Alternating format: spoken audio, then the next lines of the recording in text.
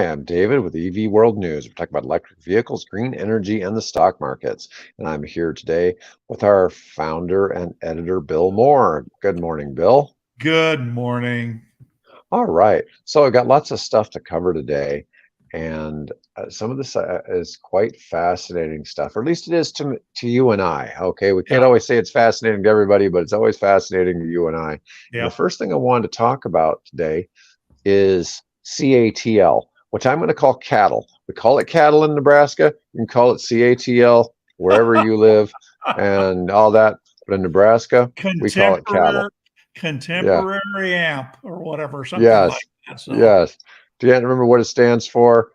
Don't care. They're important in the EV space and because they're making batteries. So the world's first energy storage unit has been that cattle made has been out for 5 years and it's had zero degradation.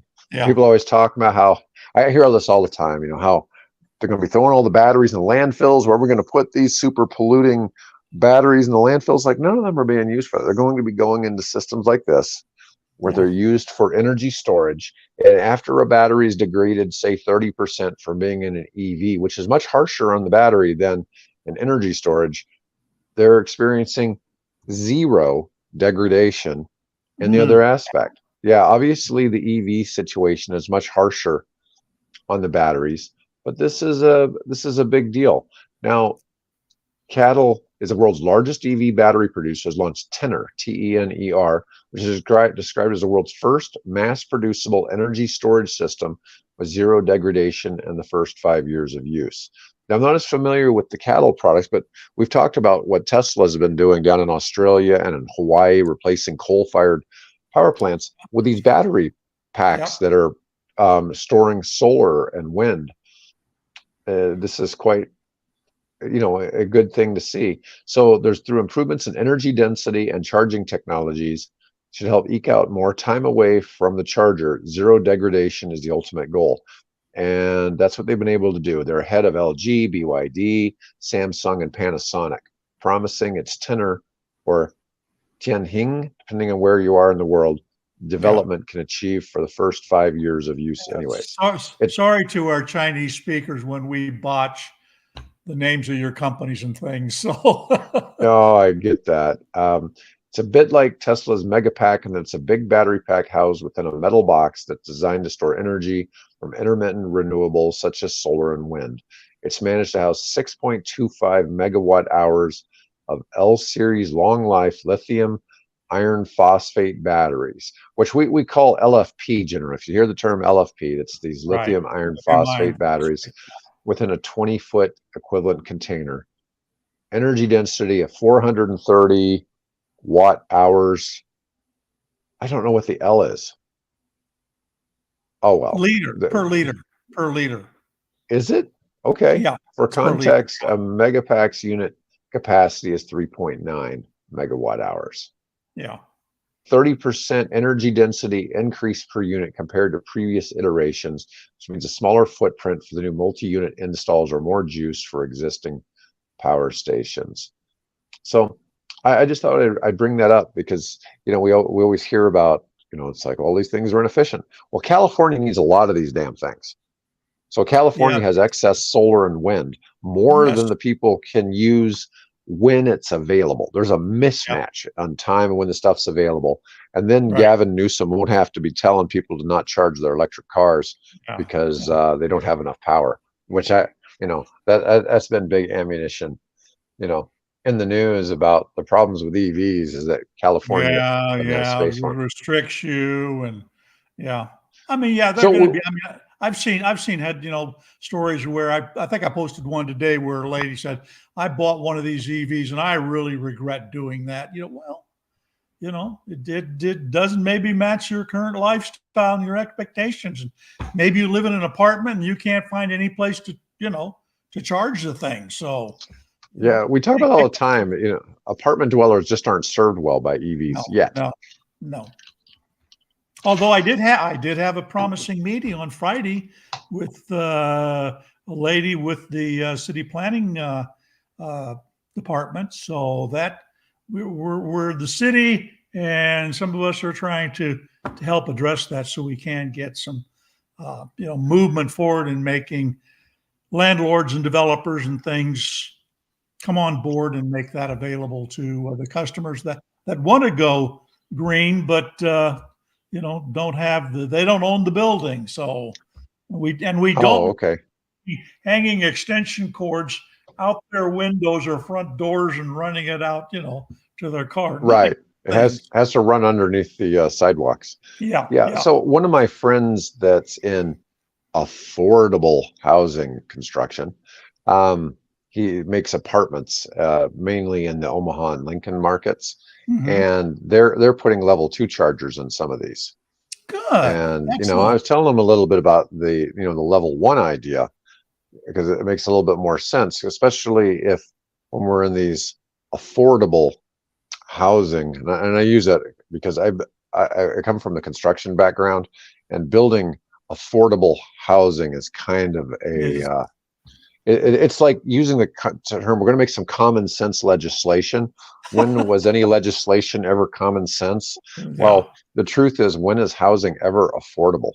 Okay.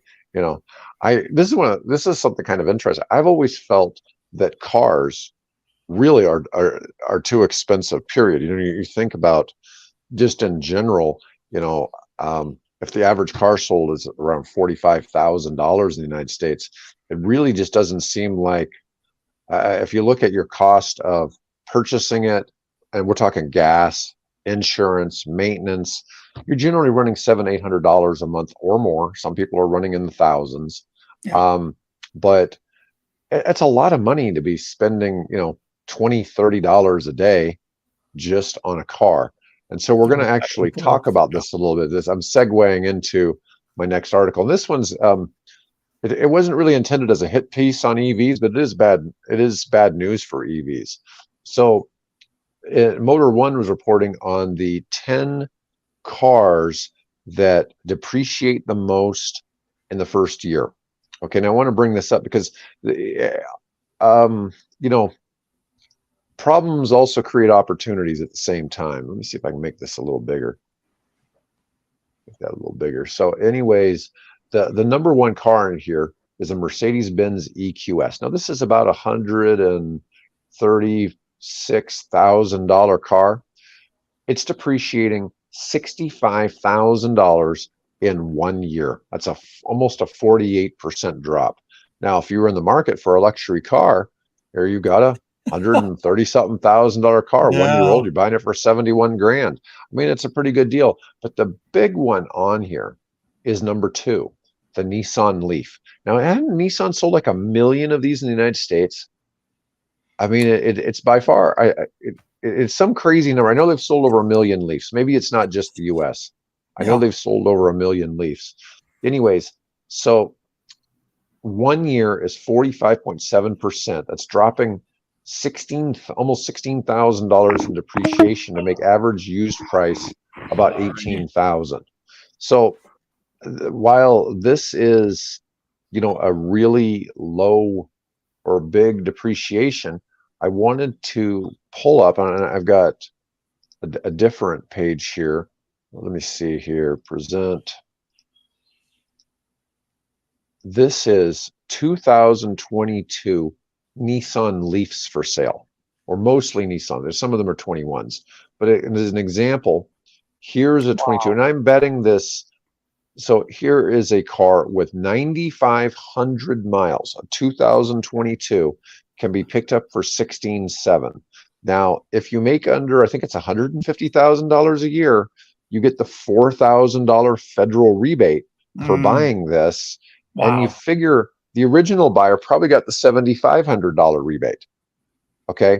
But you can basically, this $16,700 quite likely includes the rebate. I'm not 100% on that, Bill. I really don't know. That would make sense. But but that $4,000, and we're going to talk about this later on in the show, can be used as part of the down payment on the car. And you just look at these 2022. Here's one with 28,000 miles for $15,900. This one, I'm sure, or might not. It's really hard to tell. This one maybe is or isn't using the rebate. but here's one of 2022 with 16,000 miles. I can guarantee this one's got the rebate already factored in, but you're only basically paying $14,000 after the rebate for a 2022 car. That's basically about a year and a half old. And they're just some fascinating cars. I've started talking about this some because I'm always looking. It's like, where are the deals right now for the sub $25,000 Car buyer. Yeah. electric cars Yeah. and plug-in hybrids? And these are not only affordable, you can use the $4,000 towards the down payment. So it makes it a very good choice. I mean, you don't get this with gas cars. You're only getting this on hybrids and full battery electric. And these are full battery electric. And these Nissan Leafs have 150-mile range. It's more not than enough for daily travels. Yeah, more than yeah.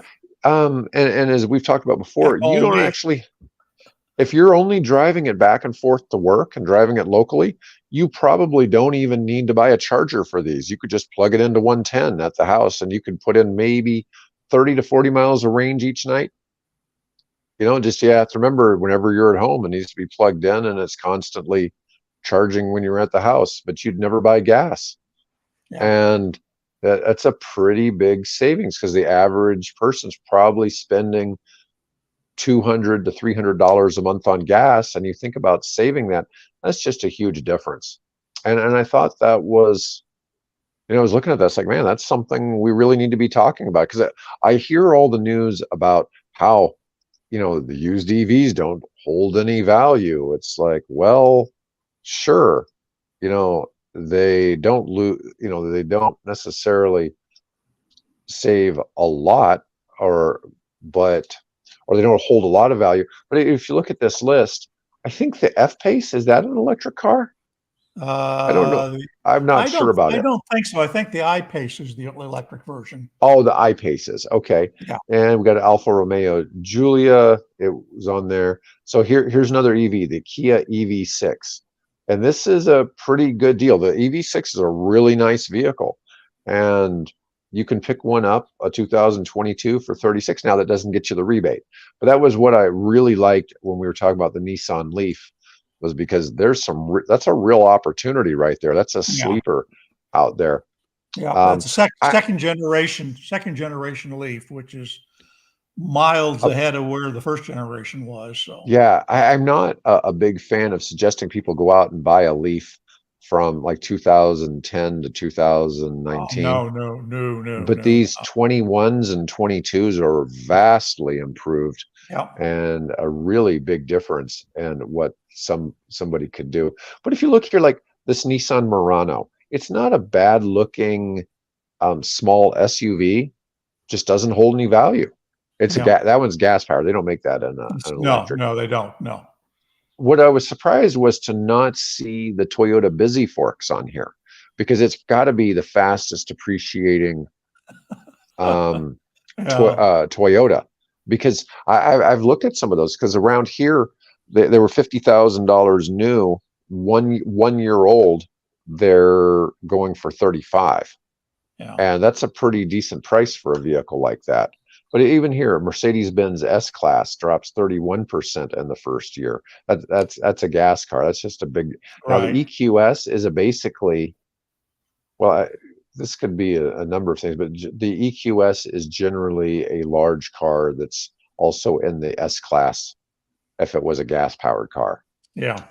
But you got a bunch of EVs on here: the Ioniq 5, the ID4, the EV6, the Leaf, and the EQS. Yeah, so you had 5 cars in here, but the Leaf is the real sleeper on here. If you needed a car for one of your kids or something like that, this is really an ideal situation. But like I said, you can look at it as, oh, EVs don't hold value. One of the reasons the cars are coming down in price though so much is because the new versions are coming down in price, because the batteries are becoming cheaper, and they're figuring out how to make them cheaper. And you got companies like BYD and Tesla putting pressure on everybody else to be competitive in the market. Yeah. So I want to talk about India.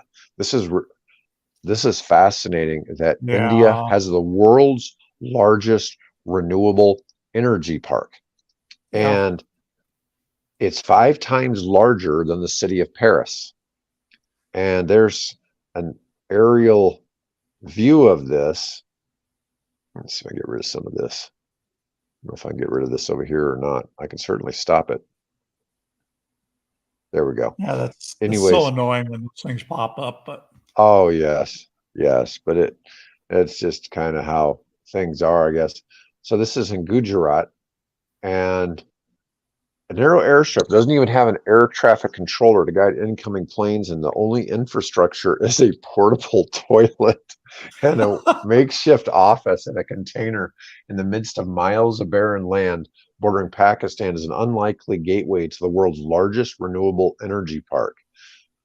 The airstrip was even smaller in 2022 when Adani Group head Gautam Adani, who was in the second richest person in the world, first used a small aircraft to reach the barren area that didn't even have a pin code and got its name from a village 80 kilometers 80 away. kilometers away, yeah. Oh, yeah, that seems It, inconvenient. yeah, it looks like it's a huge sort of dry lake area, not dissimilar to the areas that, we guys take their cars out in Mojave and places like that and race. Yeah, Yeah, that so I had to look where now it's close to Pakistan, but it's actually on the Indian side of the border. Um, and it I can see why you would put solar and wind and stuff there. Apparently, it gets a lot of good wind and it gets a lot of solar. So it makes an ideal location. The interesting thing is that they have a problem there because it is basically like a dry lake bed. mhm. They have problems with dust, and when you get dust on solar panels, they begin to lose their ability to take and generate power. So they have set up, which I find really interesting. They have set up a waterless robotic cleaning system that takes and goes along the top of those panels and somehow brushes or blows away or whatever they do the dust off of them. Because you can Maybe imagine that. trying to keep up an area. I forget how many square miles it is, but it's huge, or acres or whatever. Well, they said it's 5 times the size of the city of Paris. Yeah. That's pretty fascinating. I wonder if I could get that to come over to my house and clean my gutters. Well, you probably could. Probably could. Yeah. Yeah. So the land hardly had any vegetation due to highly saline soil, Yep. let alone any habitation. It has the second best solar radiation in India, and wind speeds 5 times that of the plains, served as an ideal location for a renewable energy park. Yep. 18-kilometer drive from the airstrip is a site. It's 538 square kilometers. Holy cow. Yeah, I knew it was big. Yeah. Yeah. They can't even find a mosquito in the area. It's so No, it's barren. just it's really dry. Yeah, it's really dry. Let's In see, fact, they it looks put like down, when I looked at it on the Google Maps, it looks like some corner of that area is like a salt pan that they use to take and basically put salt and dehydrate it and move, as it dehydrates, you move it to the next basin, and so you eventually end up with salt. So it looks like that was the original intent of that area was to manufacture salt, and of course, it's also an ideal location for particularly solar with all the sunshine. And now all they got to do is start putting some of those CATL's battery storage units there, and that'll be great. let's see here. So somebody is looking to commission 2 gigawatts of capacity and plan to add 4 more gigawatts of capacity by the end of 25, and then 5 gigawatts every year thereafter. Yeah. They're going to be able to power a few things with that.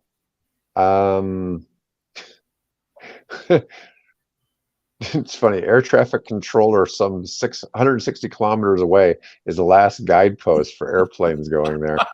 Its its reach is only till Tent City, and pilots are virtually on their own for the last 80 kilometers or so, including landing. I'm not sure the significance. I mean, can you not? I guess I don't know if you can't drive there, or maybe driving is just not compatible. I didn't see a lot of a lot of roads crossing through that area. So Yeah. Tractors had to be modified so they could operate in land that doesn't easily absorb water. That's yeah, that's an it actually there are photographs of that area where they get probably seasonal monsoon type range, and it just creates a huge lake. Again, not unlike what you'd see in Mojave or Bonneville and that type of thing. yeah. Well, anyways, I thought that was kind of fascinating. That's a big solar park, That's huge.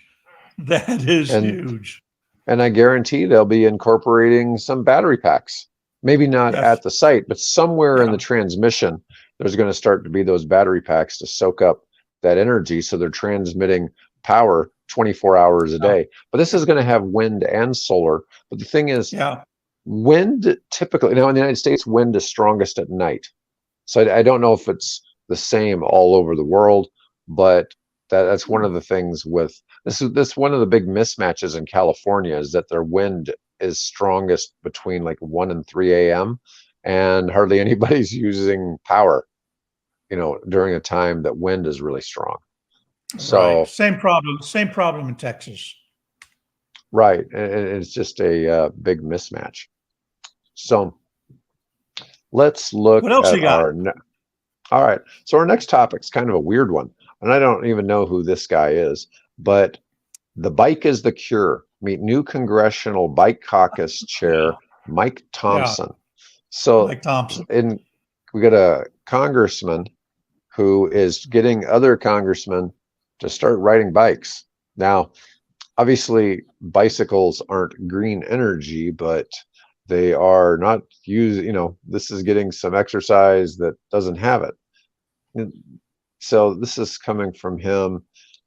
I don't want to mislead anyone, tell you that I'm a cyclist, but I'm a bicycle enthusiast. I've been riding a bike for a long time, starting when I was a kid. And when it was my first experience of freedom, just like a lot of, that's not something that I think a lot of people, it's like freedom. That's, we think of the United States, right? It allowed me to get out and about. In the little town where I grew up, I lived on my bicycle. I've also cycled on it as an adult for decades. I've ridden century rides, metric century rides. I do recreational, my own bike ride that I Yep. do in the Napa Valley. There he is. Did I He's disappear? back. Oh, did I blink Are you out? back with us? Yeah, I think so. Can you hear me? Yep. You're Do you hear me, back. Bill? Okay. All right. Good. All right. Anyways, he has his own bike ride he does in Napa Valley, prevents gun violence prevention. Oh God. Well, at least I know which party he's from. We Oh, started doing well, that yeah. because we had a mass shooting and 3 young women healthcare professionals were murdered, and we kept that alive in the valley.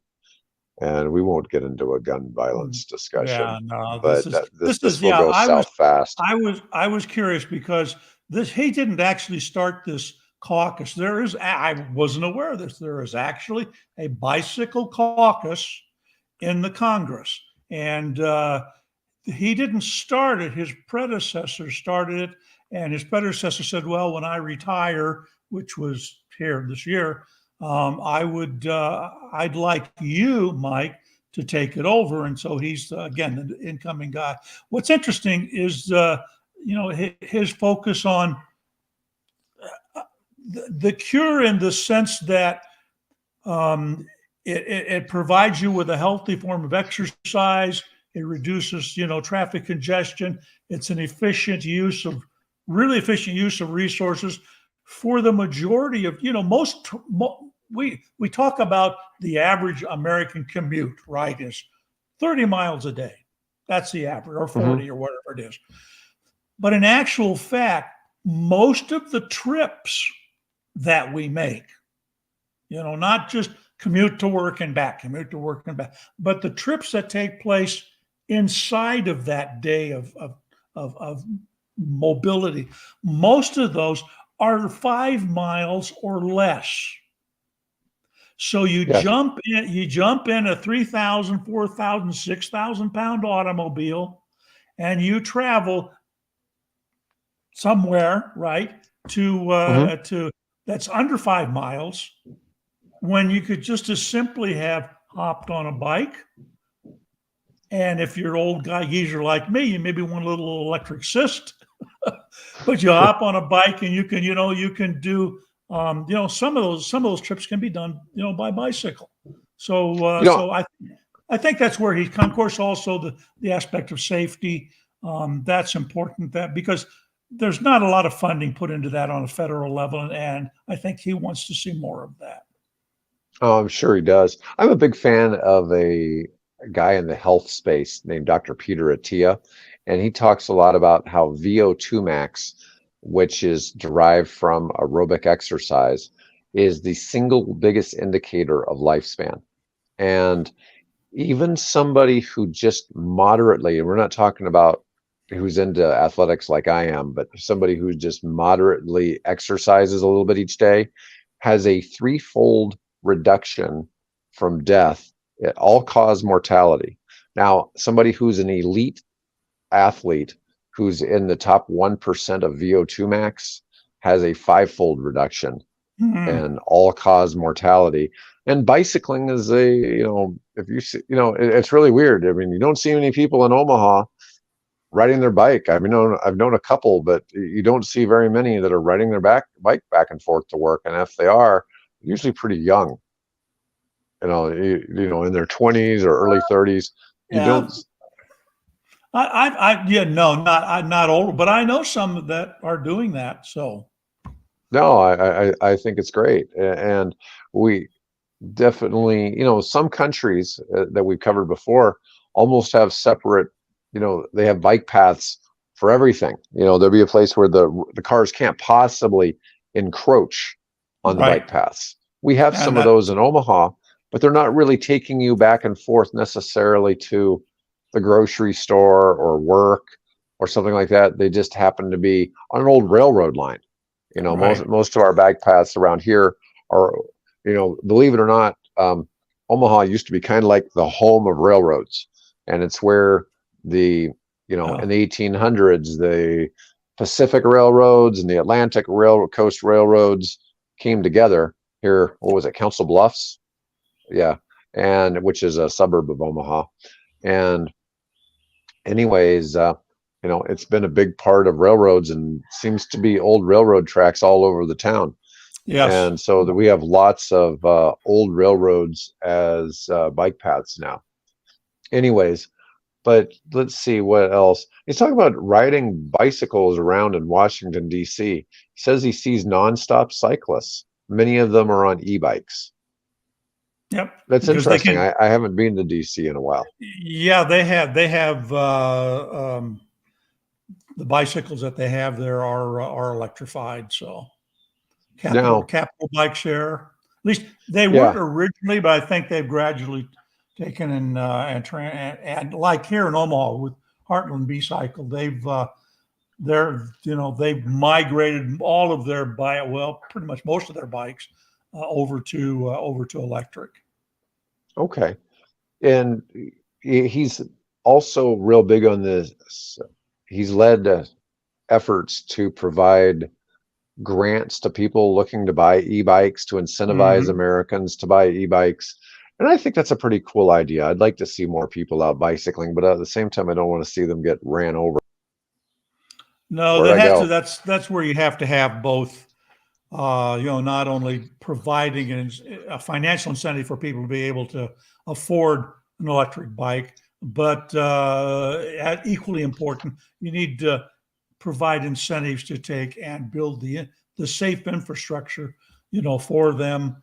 Just painting gets me when down in the Bellevue area. There's this really busy highway 75, 73, 75. And at some point along the line, somebody had the bright idea, well, we'll just paint a stripe down the side of the road, and we'll put a paint like painted of a stencil type bicycle every every 500 feet or wherever it was. I wouldn't get on that thing to save my life. Well, because I wouldn't want to, because I want to save my life. So that we got, Right. you gotta do more than that than, paint a stripe on a highway and say, good, we're good. Yeah, when you've got, tractor trailers passing you at 60 plus miles per hour. Yeah. Yeah. Uh, I've been hit twice. I used to ride bikes a lot. I don't anymore. Right. And a lot of it is just because I've been hit twice. I got hit by a drunk driver when I was a teenager and messed up my ankles. And Once here. yeah, and I've been hit again another time. And, in neither situation was it my fault. I was highly visible, just the Yeah. motorists just cut it a little too close. And now in the days with people texting and driving or being on their cell phones and different things, these people, Yeah. I mean, it's just too easy to have something go south.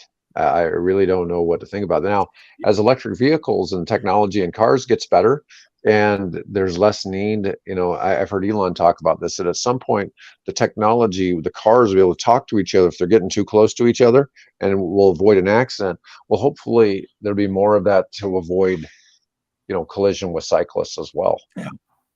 So Yeah. anyways, my next topic is back on the people buying cars. And this one is 90% of qualifying electric vehicle buyers opt for the $7,500 new clean vehicle tax credit as an upfront payment. They're using it as down payments. Now, as opposed to last year, when the money came to you separately, a lot of people still getting their $7,500 in their tax refunds this year. Right. This year, you can apply it towards a down payment on a new car. And that's a pretty big chunk to have $7,500 available for that purpose. Now, for leases, there's been a lease strategy where people have been incorporating the $7,500 for a couple of years, and this also covers a lot of the vehicles that sort of aren't eligible for the $7,500 tax credit. There's a way that the dealer can still get you the $7,500 and you can go get a lease and do it, but you're essentially still using it as part of the down payment.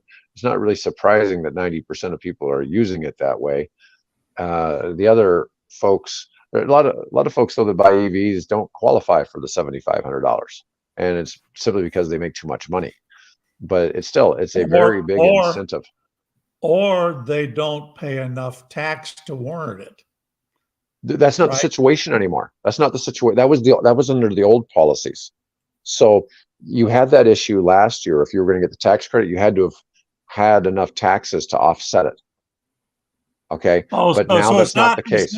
It's not a tax deduction anymore or tax reduction thing. It's more of it's an incentive. A grant. Yeah, it's more of a grant now.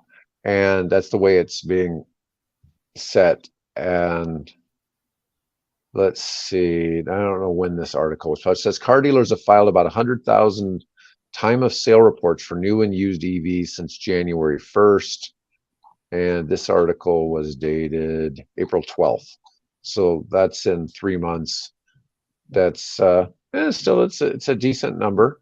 Of course, that's only auto dealers. That doesn't factor in, the top selling brand in the United States is Tesla, and they aren't in those numbers. And they're probably combined, they probably sell as many as all the others. Oh, easily. Yeah, so it's tough. When you look at the EV market, people talk about the EV stacking up on lots. They're like, hey, you got to remember the EVs that are selling are Teslas.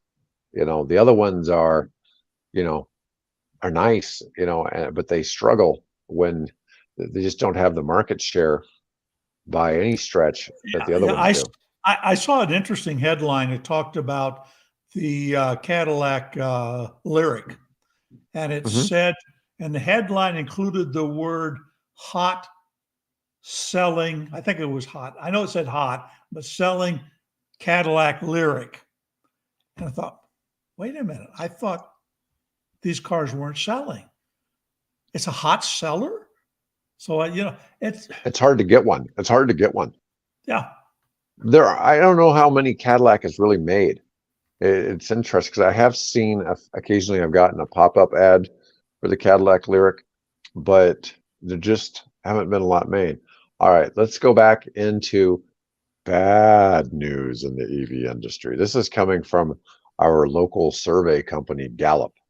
Hmm. Okay, so Gallup suggests fewer Americans aspire to EV ownership. A Gallup poll suggests Yeah. American EV ownership is growing, but fewer car shoppers who don't already own an EV are considering one, according to a new Gallup poll.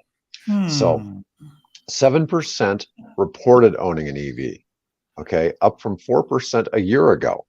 That's a big jump from Nearly 4% to double. 7%. Yeah, Yeah. while 16% of Americans over the past few years indicated that they are EV consumers, which Gallup defines those who already own an EV or seriously considering buying one. Now, obviously, it depends on where this poll was conducted. If it was conducted in Los Angeles, you're going to have a lot more EV owners. If it's conducted here in Omaha, you're not going to have quite so many. Okay. 35% of those surveys said they might consider buying an EV in the future, which is down from 43% a year ago. It's a pretty big number, a pretty big change. 44% of adults say they are now seriously considering or might consider an EV, which is down from 55% a year ago. So the numbers of people in this poll have definitely changed. Meanwhile, the proportion of respondents not intending to buy an EV at all increased from 41% to 48% since last year. Now, Bill, I've talked about this. I get news sources and I'm in some conversational threads where I just can't win.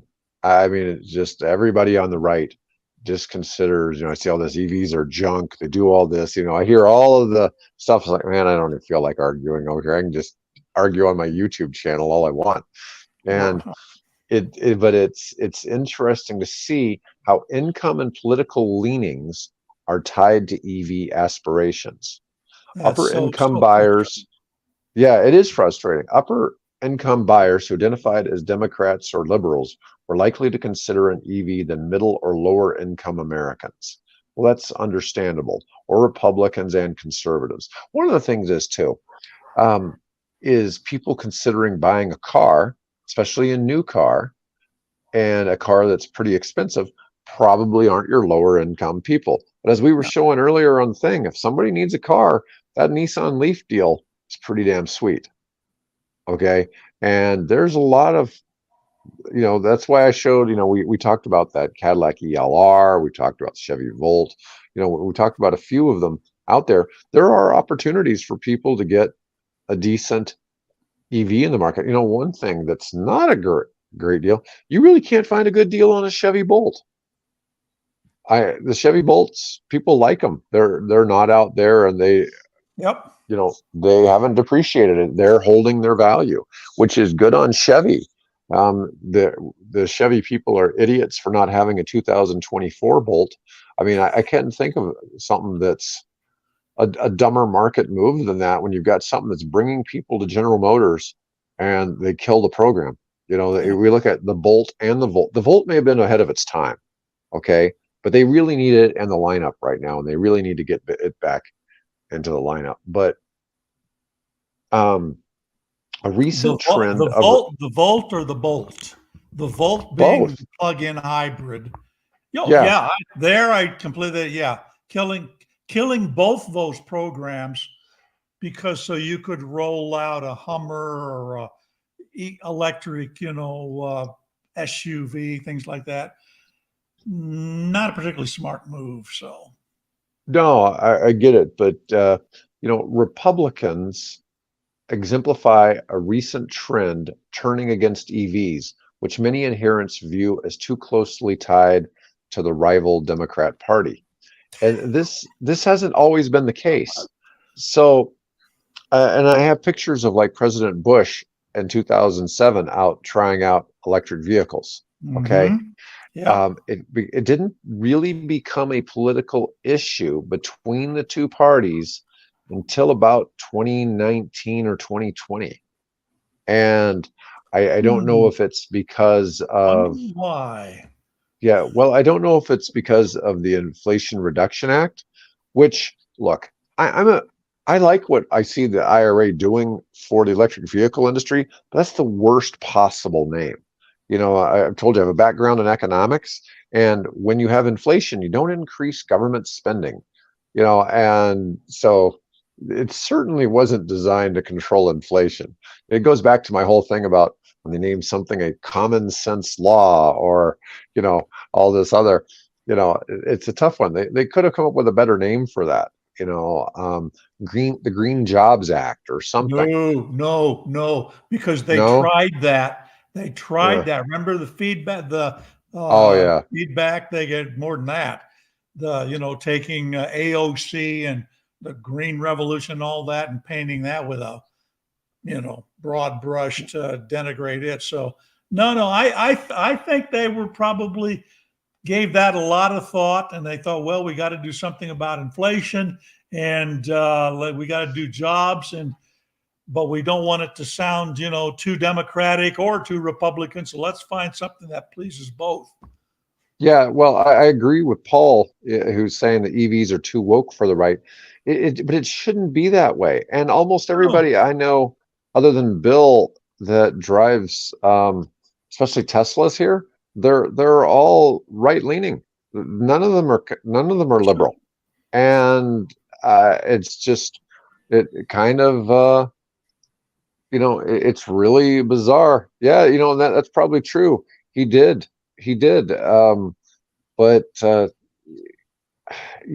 really don't know, how to phase that. My yeah. favorite was the one when the one actress said, I'm so mad because you're like a Nazi, so I'm going to get rid of my Tesla, and I went and I got a Volkswagen ID4. And then Elon tweeted, it's like, you do know who founded Volkswagen, right? Yeah, this guy, Yeah, the guy hair with over. the famous mustache, right? Yeah. Yeah. Um, yeah. But yeah, it was just like, oh man, that was just too much. Well, But he was an Austrian. We can't blame that on the Germans. He was an Austrian. right, that's right. But yeah. Uh but it is disheartening to see some of this. So I happened to find this other article, and I don't get into political stuff on here much because I get into enough of it just in the comments um, on the videos. And it's like, And when did and keep Republicans and turn keep against keep them EVs? coming, folks. Keep them coming. No, I like the negative engagement. Okay, so it really isn't a big deal. But I mean, I was telling you, I saw one of these. This is the same color, everything over at Genesis Westroads the other day. And I mean, this is about $120,000 EV Yeah. with a 205 kilowatt hour battery pack. I mean, it does not get good. This is not the most energy efficient EV by any stretch.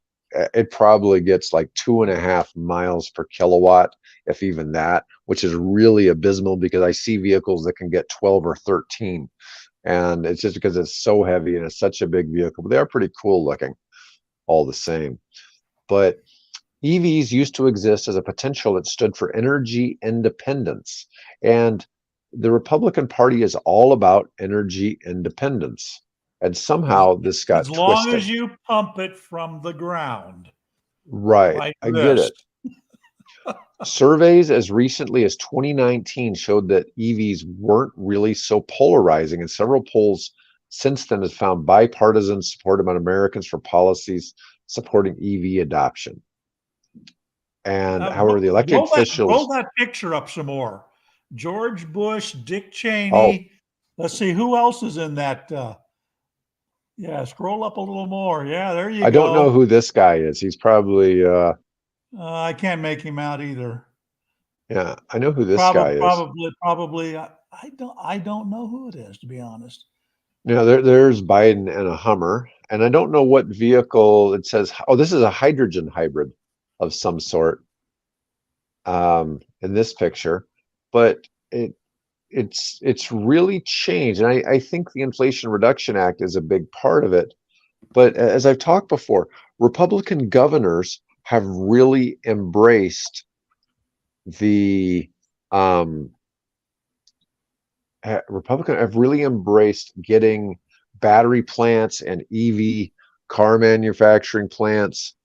And, it's been, a great thing. Let me see. We got a comment here. Juniper Model Y all-wheel drive long range, 800-kilometer range would be awesome. 800 kilometers, about 500 freedom miles, versus Hyundai Ioniq 5 all-wheel drive, 25. Hyundai Kona. The thing is, you can make a 800-kilometer, 500-mile range car. That's not the challenge. The thing is, then when you add the extra batteries, is it cost effective? Now, the battery technology keeps getting better, and the vehicle ranges are getting longer, based on the density of the batteries. But it won't be long before we see more of them. Like some of the Lucids have a 500-mile range, but they also have a hefty price tag. But the batteries are coming down in price quickly, so it wouldn't be that big of a deal. Probably in 2 more years that you could be putting a 500-600-mile battery in a car. But is it really necessary? Are you really driving? Do you really need that big of a battery? 350 seems to be about right, because that's generally about where most gas-powered cars are, and so it's not a real big difference. And as we talked about on the show, we see 5-minute charging, or 5 minutes to add 200 miles to your charging, coming within the next couple of years, because the chargers already exist. The cars just can't handle. The cars aren't ready for it yet. And they'll get there. It's just a matter of it getting there. But I just thought that was, do Republicans really hate EVs? And I get a lot of flack. People really still misunderstand so much about EVs. They all think it's like, they're going to catch on fire. They're going to do all these things. And it's like, man, people are getting fed a steady stream of crap. Misinformation. Yes. Yeah. And, is it the oil companies? Are they really pushing? Do they really have people out there pushing this? You got to wonder, you and I've talked about the fact that, in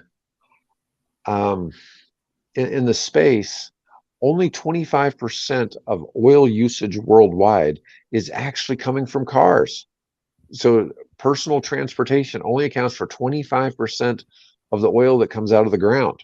The rest of it is all kinds of other sources. 40% of it isn't even burned for, other purpose, for fuel. Petrochemical. It's used for chemical uses. And bunker fuel for cargo ships, and Jet 8 for commercial airline travel, and there are some countries and areas where they're still burning oil to heat your home and heat the hot water and all those kinds of things. So So we've seen in the last 2 years, lithium batteries for cars have cut in half in price, and they're expected to do that again in the next 2 years. It's very much how computers were back from, say, 2000 back to about 2012, where your for the same price computer, you're getting twice the computer every 2 years. And sort of Moore's law for batteries, for energy. Not mine, not me. Oh man. Well, anyways, I think we've covered enough today. We're almost at 50 minutes, and oh my God. Yeah, it really has gone fast. Well, we've had a pretty good show, I think, today. For hanging in there with us this long. So oh yeah, no, we appreciate folks. What we always have a lot of people watching from Twitter, and I don't know if somehow the comments aren't coming through or what, but it only seems like we get the Facebook comments, and we get LinkedIn comments too, but we can't respond to them. So I don't know, some limitations in the streaming software, perhaps. But anyways, folks, want to thank you for watching, and I'll be back tomorrow with Mike Herzog. Have a great day. Sounds good. Bye.